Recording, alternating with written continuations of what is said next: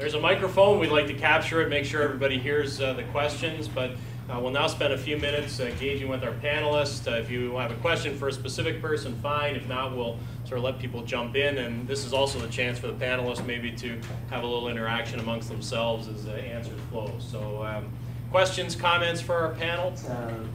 The length of time we should be looking at in terms of when this vision is supposed to be brought to fruition.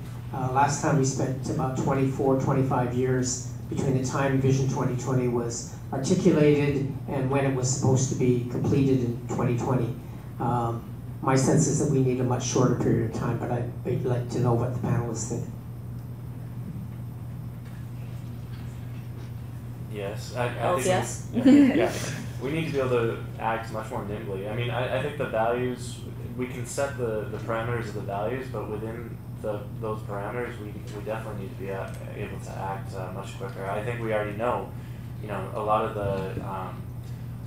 of the assumptions that were made when Vision 2020 was created are out of date. So yes, we can't continue to.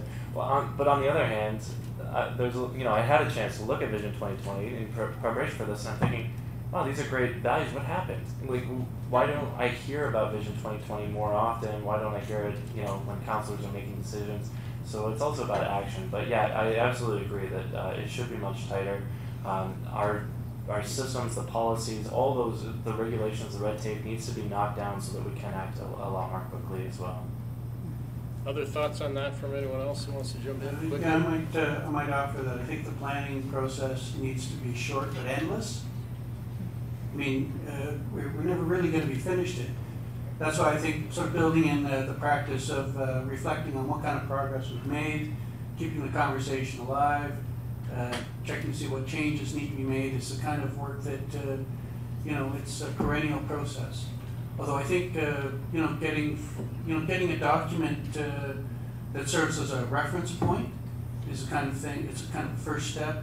Some people call that the planning process. I would say, well, we should be doing that in a short period of time. So depending on what kind of instruments we have designed for and processes we design for engaging people, planning process can take 1 year to 2 years for this kind of thing, but it doesn't stop there. The process continues, but it might have a different approach to, the document and what we're doing next with it.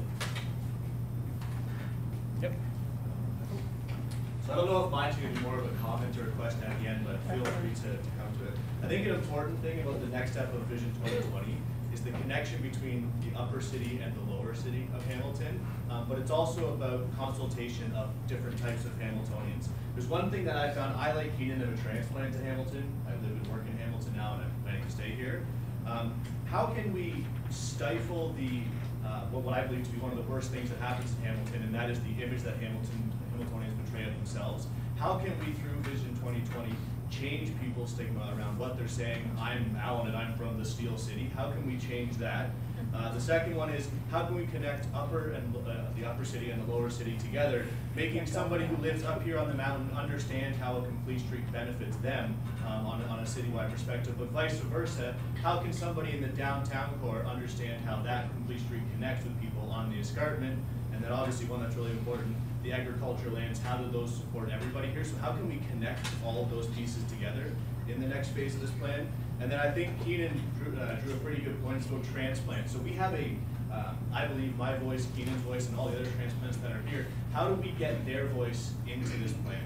How do we let the people that have been in Hamilton for their whole life, understanding that there's this shift in the type of Hamiltonians that are here, and how does their voice become a strong message in this plan? So I don't know if it was a statement or if it's a question, but feel free to say whatever you want.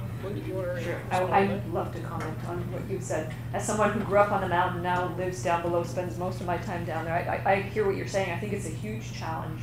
And I know for my organization even, we're always feeling as though our efforts seem to focus lower city, and how do we start to bridge that physical disconnect between upper and lower, and I think it's a challenging thing we need to be mindful of.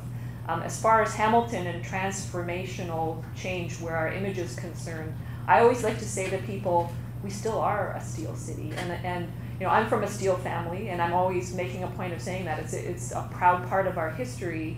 So I think for people coming into the city, I would say that still needs to be part of the dialogue and part of the vision moving forward, because the reality is we still have those mills. They still are having impact. So when we're talking about sustainability, I think that's still an important part of the conversation. And the conversation needs to be, how do we take that manufacturing sector that maybe is a smaller part of who we are now, but still an important part? How do we take it through this process with us to get us to the new and transformed Hamilton, whatever it looks like?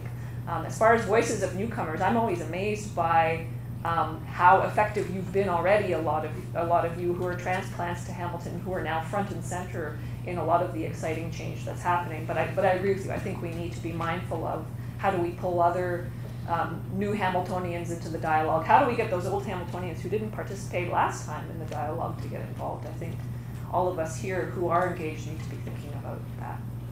Stephanie, you raised the concept of storytelling. Yeah. You want to jump in a little bit on that piece of the story? Mm-hmm. Yeah, for sure. Because I think that's really like kind of what we're getting to the heart of is, you know, how do we identify as Hamiltonians in this day and age? I mean, certainly the Steel Town narrative was a strong one for many years, and you know, I agree, it's still very much present. When I grew up on the East Mountain, pretty much the vast majority of my neighbors had fathers who worked in the factories. And you know, it was part of our identity that if you're playing outside during the day, you better be quiet because all the fathers are sleeping. They've just been working all the night shifts.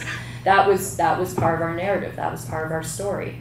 But that's a part of the story that necessarily doesn't make it downtown. And it's a point I personally make as a Hamiltonian, that when I'm living and working downtown, I make sure people know that no, I'm not from downtown. I didn't go to Westdale. I was born and raised on the East Mountain. I went to these slightly crummier schools, but you know, that's my background. And you know, there's a certain lack of willingness to exchange our stories between the lower city and the upper city, and certainly especially between the communities that have become part of Hamilton since amalgamation. Those stories aren't really being exchanged with an openness that really the city needs to get over its sort of sense of inner divide. And right now, the sort of lower city narrative is the one that has, you know, the strongest visual image to go with it. But I think there's, you know, a role that, you know, we all have to play as Hamiltonians. And, you know, obviously for myself, this is through the lens of culture, but that empathy needs to come out through the way that we tell stories about ourselves, the way we present ourselves, and, you know, the way that, more importantly, we interact with each other as much as when we leave Hamilton and go to Toronto and say we're from Hamilton, and what does that mean to be from Hamilton? You have to sort of try to identify these different stories that happen when you're a person from Hamilton. And I think Keanin has a particular answer he wants to share. Well, some people know that I'm enamored with gondolas, and I think Hamilton is the perfect city for gondolas, and I think that helps us bridge the upper and lower city divide. Go to thegondolaproject.com. In fact, the world's foremost resource in gondolas resides in Toronto, and I've had him here, and he agrees with me. So anyway, I don't want to muddy the waters, and I like to, but thegondolaproject.com. I think that one of the things I always think is that dollars and cents, more than anything else, really resonates with people, especially decision makers. And I'm trying to help people understand, look, these are the things I really like in the city. You might dump on the lower city, but I actually love it as an alternative to, like I said, other urban environments in Canada. I love the scale of this city. And there are a lot of other people like me who feel the same, and there are a lot of other people to come if we set the conditions right for downtown, and that impacts your tax bill, Mr. Glanbrook, Mr. Ancaster, Mr. Dundas. So we do need them and to allow us to make those sort of changes necessary. But on the other hand, I think that we spend way too much time thinking about how do we penetrate that sort of mindset. I think what we need to do is say, look, we could get another 100,000 people in the lower city. They're predominantly going to be coming from outside of the city. So that's going to impact your tax bill. And then once it becomes way too much going on, not to pay attention and not to actually try to experience it, then you'll see them all coming down. Right now they come down and they say, yeah, okay, James Street's changed a little bit, but I still don't get it. Well, you know, once it becomes, you know, what it could become, I think you'll get a lot more people interested in coming down and taking the gondola down to the How do you do the reverse? What stops downtown from coming up on the square? What stops them? And I think that's one thing I was trying to get at in the dialogue is the connection between both parts of the city. I think it's destinations. Yeah. So Mohawk's Concession destination. Street needs Concession love. would be a concession. Mohawk, Ancaster. Those are all destinations that you know that do appeal very much to an urbanist mindset. Other question? There's one behind you there, Liz. This is part statement and part question. I'd like to add something to the idea of storytelling as a tool for new kinds of conversations and actions, pattern finding. And it's, when you listen to Hamilton talk about itself, you hear an awful lot of categories. There are some very, very established patterns. Just in the last 15 minutes, we've heard an awful lot about mountain downtown. Those are really, really, really engraved patterns. I think it would be a lot of fun and very productive to look at patterns that haven't been seen before. And that's an opportunity also to integrate newer Hamiltonians and visitors with established Hamiltonians, which in itself is another pattern. It's a lot easier to find new patterns than to fight old ones. And I'm thinking from the conversations today that the green spaces, the agricultural spaces, the parklands, and the variety of living systems that weave itself through Hamilton offer one opportunity, there may be others, for looking at patterns in new ways that become a little less personal and a little less vested in some of the social histories and some of the economic histories and other dividers between citizens.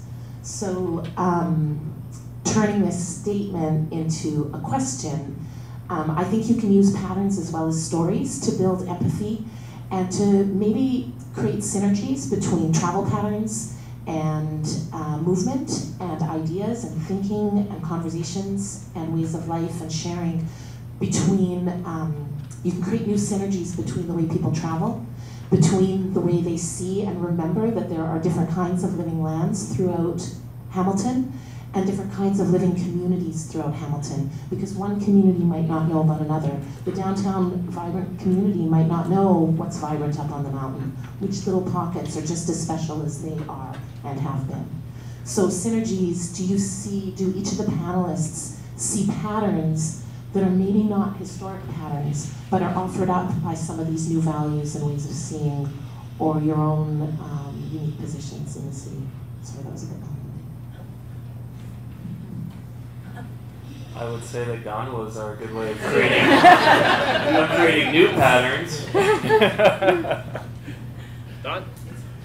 Well, I think there are a great many patterns, and we would be well advised to kind of explore that, see which of those we can identify and define. I think that's a great point. Rather than call them patterns, I might think of them as cultures. And we have to be, I think we have to be careful about committing too strongly to a central culture or a dominant culture, because that can alienate, people in these other patterns or these other smaller minority cultures. And really, Hamilton's a community of a great many cultures and patterns and communities. And part of what we need to do, I think, is come to better understand those, and then understand how to integrate and use them in a way that makes the whole place a better place. I guess I should clarify that when I say patterns, I'm thinking of patterns of connectivity, patterns of connectivity as opposed to patterns of difference or geographic difference. Okay, we're going to take one more question, and then we're going to have to wrap up. So we've got one more here. Hopefully I can get my voice out there. I just want to say that a big thank you to the organizing committee to resolve this issue of up and like on the mountain and below by coming here to Mohawk College. I think that's a big step. I'm sure there's a lot of people here that didn't know what a great place we have up here. And I'm a Mohawk College student from way back and forever. And I really think that this location has made a big difference, and we've started it. So hopefully that will bring things back. Yes, John Hall from the Remedial Action Plan, and Lynda had mentioned the process that had been followed years ago when people had a vision for the harbor. And my question is, what is Vision 2020, or let's say now 2030 or 40, or however far out we look? Is it a test against which change is evaluated, or is it an action plan to bring about that change? So my question is fundamental to what do you think this vision plan is? How is it going to have resonance in the community as an action? You want to jump in on that, Lynda? Do you want to? I think it needs to be both, John. And I keep pointing back. I find myself over and over again referring back to the RAP process because I think there's real power in that approach. And I think a lot of the ingredients there maybe were missing from the first round of the effort on Vision 2020. So, I just think about one of our breakout groups today, we talked about creating a work plan because the feeling was you don't just want to set these high goals that 30 years from now you want to say you've gotten there. There are all kinds of steps along the way. But I think the key piece is figuring out, what are those implementable actions that are going to get us there and who's responsible for the implementation. We've talked about all kinds of different perspectives on the layers of things we need to be thinking about, but how do we make it happen on the ground? So I think it's both. Yeah. I'm going to wrap this up so we can draw this portion of our day to a close. Thank you again to the panelists, to those who asked some questions.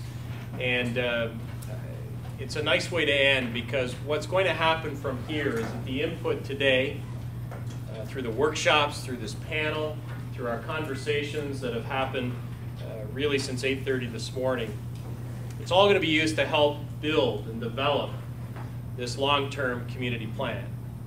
A good friend of mine once said that all plans are wrong, but some are useful. And I don't say that to belittle plans. I live in a world where plans are sacrosanct. I've developed several myself. I think sometimes we can hope for too much out of the plan itself. And to keep a bit of that nimble attitude towards it, the flexibility, as someone has suggested that it's a process that is both long-term but short-term at the same time, that we're constantly working through it, may be where we're headed in our conversations, because I think that's a bit of the tension that's in the room and also a bit of the new thinking that I'm excited has been emerging here. Several people have said, and I want to reiterate, that this is not the City of Hamilton's plan. When asked by Chris to play a role in working with the community on this, I said, it cannot be our plan, Chris. The city can provide resources and support to facilitate the conversation and encourage participation, but it cannot be our plan. So I'm glad to hear people saying it cannot be our plan. That means, though, that a lot of work is going to need to take place by those who are in the room. Leaders that we've heard from this morning, leaders that we've heard from in our small working groups, leaders that we bump into in community across the city of Hamilton. We're counting on this to be a community vision and a community plan. And that means that we'll all have some heavy lifting to do. In terms of direct outcomes from today, within a month, you'll receive a draft report of what has transpired at this summit. It's a chance for you to point out glaring errors, which is good so that we get the record straight, but also for you to have a permanent record and a permanent jog in your mind about the kinds of information and sharing that occurred during our time together. We also know that there were conversations that happened that won't make it into the public record. They happened over lunch, they happened in quieter sidebar conversations, either in our working groups or after the working groups. And I hope that those can be kept alive as we continue this journey together and as we think about gathering for a third time next year. All of our presentations today have been filmed. The recordings will be made publicly available. So if you're interested in learning how to juggle, you'll have a visual reminder of what it takes and how easy it is to juggle. Directly following this portion of the day, the Hamilton Sustainability Professionals Network will keep the conversation going until 8:30 p.m. A party lot they are. There's going to be some networking, tours of Mohawk's lead facilities, a transportation showcase, and raffling of Hamilton Bike Share memberships. There are also rumors of a cash bar being offered, so sign up soon, I guess, if you want to be part of the network. And this is offered courtesy of Mohawk. We do want to share some thanks. I do personally for the folks that helped pull this event together, to everybody who participated in this event, all of the committee members, the volunteers, and the staff. I would ask that the committee members, the volunteers, the staff who were involved, if you could just stand up and be recognized now by this group, that would be fantastic. Who was all involved, and let's see who was there.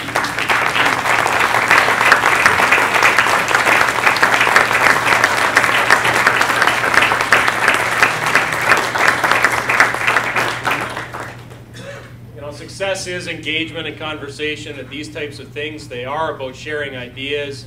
I heard challenging of thoughts and processes, respectful debate, lots of good intentional listening being done today, and sharing of ideas.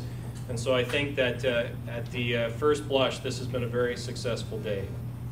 I also want to thank Hamilton's new bike share system to providing all of our speakers with the very first Hamilton Bike Share memberships. So thanks for that, and that has been our gift to some of the speakers who have been with us today. So that's a wonderful acknowledgement of their work and an engagement in something new that's happening in our community. So that's wonderful.